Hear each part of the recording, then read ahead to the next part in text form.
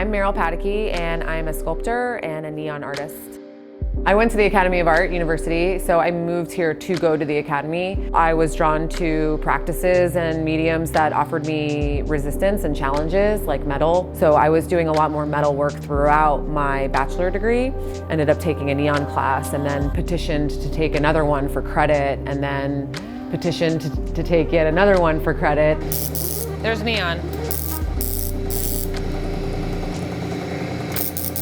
After I graduated, I just kind of bothered my teacher to become my mentor. Neon provided me that resistance that made sense for my brain. There's like a psychic benefit to having that manual competency and being able to work with your hands and being able to build something for yourself. Coming out of school, I was fortunate enough to have a really good solo show, and through that opened up the doors to more opportunities. And the more opportunities I had, the more my craft and my practice and my conceptual practice grew. You know, the more work that you put out there, the more people see it, and you know, it just kind of snowballs from there. We have one of my pieces from last year, and this is our aging in table where all of the process tubes come to breathe their first breaths. Processing table for actually getting the shit to light up. Got all the knickknacks and everything from over the years. This is an old Townsend metal manifold, which is kind of crazy. It does the same thing that this glass manifold does, but it's scarier because it's metal and you're dealing with a lot of high current. Storage, all our tools, this great wonderful window, a little chill space.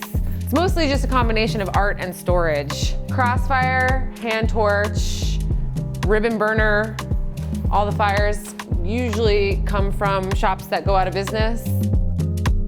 All materials have an inherent meaning, an inherent quality to them that tell a story or that have their own language or communicate their own thing, whether you like it to or not. Glass has that, metal has that. You make certain associations with the material right off the bat just from seeing it before an artist is able to then attribute anything of their own to the material. You either go with those inherent meanings or you juxtapose it, right? And then there's like the technical aspect of it, learning how to actually have competency in the material, knowing what it does, and having that practice. And the facilities that I did was a privilege for sure. I think in general, like my work starts in a place where I'm thinking about the elemental nature of the materials that I'm using, the periodic elements from the noble gases to organics, their experience in my hand and what that means for me and for them. I'm aware of the elements and their application in culture and in myth.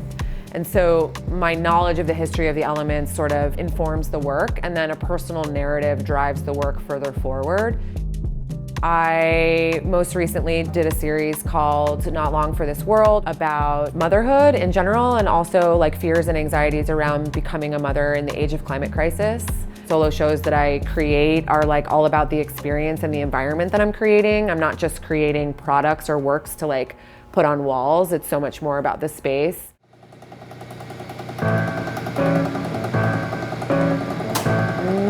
Neon can be pretty dangerous. I've cut myself, burned myself numerous times. I think that the most dangerous thing about it is the electricity required for bombarding your tubes and getting them to light up. My transformer is 15,000 volts at 50 amps, which could kill me if I'm not careful and I'm not paying attention and I touch leads that are live.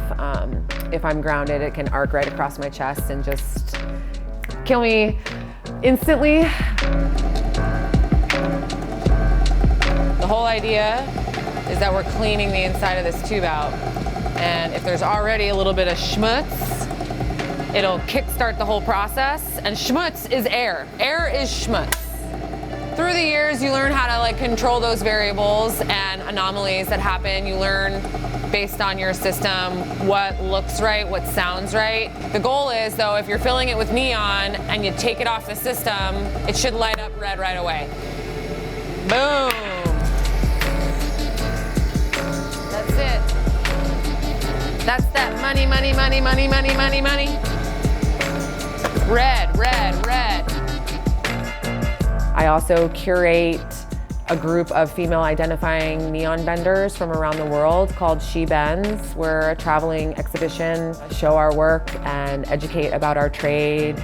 Through my curatorial projects, I'm doing a lot of programming that involves education. I think through that act of educating, I've really learned so much more about the medium than I ever did before I started. It's about building that competency and that memory in your hands where you can sort of operate on autopilot sometimes. Then again, it's also a very tedious material. It wants certain things from you. It wants you to be patient. It wants you to be calm and deliberate and focused.